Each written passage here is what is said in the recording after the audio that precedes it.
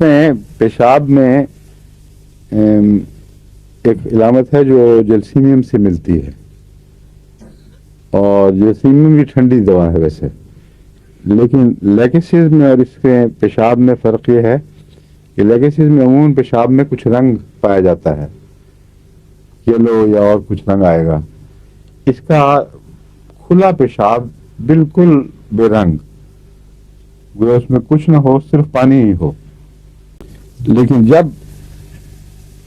اس کے مریض کو کڈنی کی تکلیف ہو، یہ جو پیشاب کی علامت بتا رہا ہوں، یہ کڈنی سے اس کا تعلق اتنا نہیں رکھتا، عام اعصابی دباؤ سے بعض دفعہ، جس کو ہم اعصاب کو تو نس کہتے ہیں مگر نہیں نروز کو، لیکن نسی دباؤ کبھی نہیں سنیں گے آپ، اعصابی دباؤ ہی کہتے ہیں اس کو، جب نروس پریشر ہو اس وقت جو پیشاب کھل کے آتا ہے، یہ اس کی علامت ہے. جلسیم میں بھی یہ علامت اس کی ہے. اگر گردے کی تکلیف ہو تو اس کی شکل لیکسس کی بجائے لائکوپوڈیم سے ملتی ہے، کیونکہ لائکوپوڈیم میں سرخ ریت کے ذرات کافی آتے ہیں، اس سے وہ پہچانا جاتا ہے.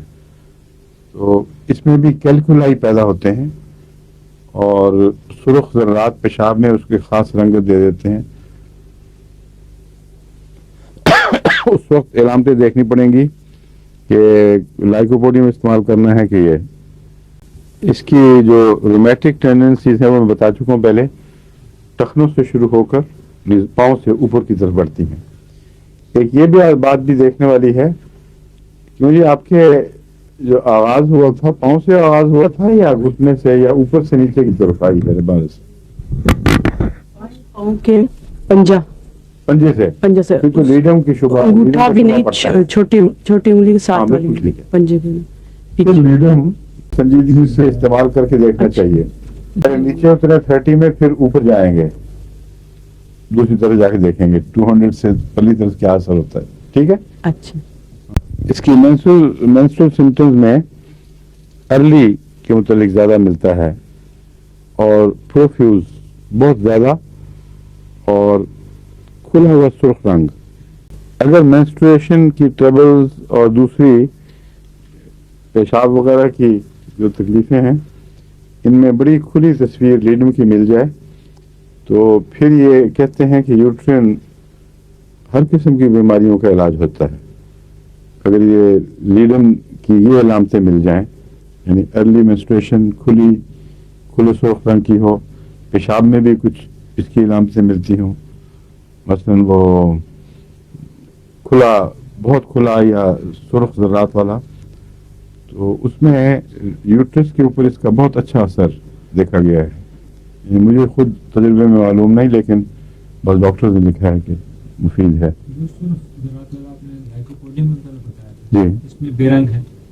نہیں، میں نے دونوں باتیں بتائی ہیں. اس میں نے کہا تھا کہ اگر اس میں اعصابی دباؤ کی وجہ سے پیشاب زیادہ آئے تو اکثر بے رنگ ہوتا ہے اور کھلا ہوتا ہے، اور بعض دفعہ تھوڑا تھوڑا اور بار بار ہوتا ہے.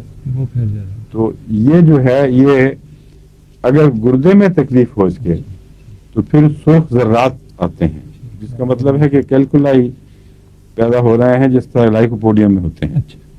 سمجھ گئے؟ جی.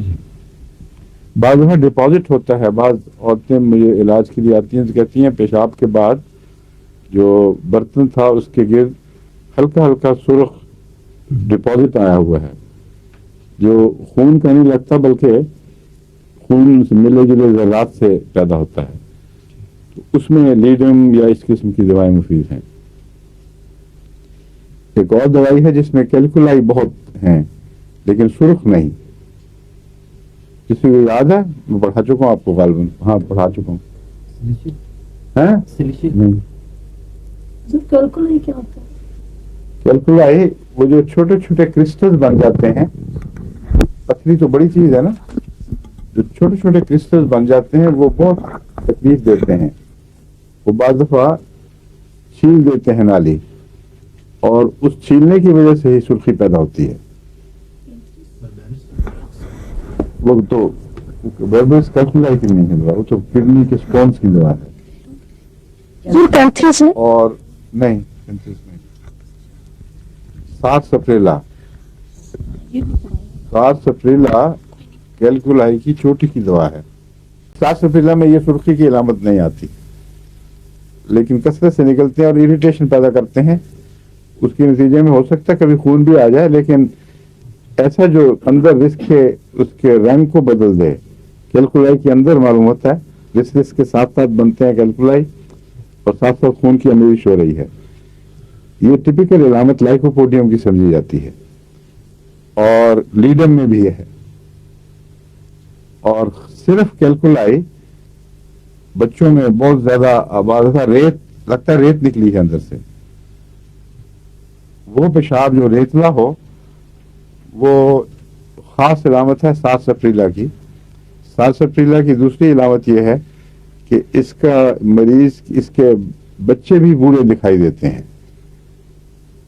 ان کی جلد سکڑ کے نہ، وہ جھریاں پڑ کے اور رنگ کھو کر ایسا لگتا ہے جیسے کہ بہت بوڑھا آدمی قدیم زمانے کا ہو نا، جس کے جھریوں سے بالکل سارا منہ جو یوں اکٹھا ہو گیا ہو، سلوٹیں پڑ جائیں. میرے بعض بچوں میں بھی ایسی شکلیں دکھائی دیتی ہیں. ان کو کہتے ہیں سات سپریلا کا بچہ. یہ یعنی ٹپیکل سات سپریلا کی علامت ہے. اور یہ جو علامت ہے یہ بڑوں میں بھی اگر گردے کے اندر وہ اس قسم کے کیلکولائی ہوں تو اس کے ساتھ بعض دفعہ چہرے پر یہی علامت ظاہر ہو جاتی ہے. اس لیے اس سے خاص طور پر پہچانا جاتا ہے. سمجھ گیا؟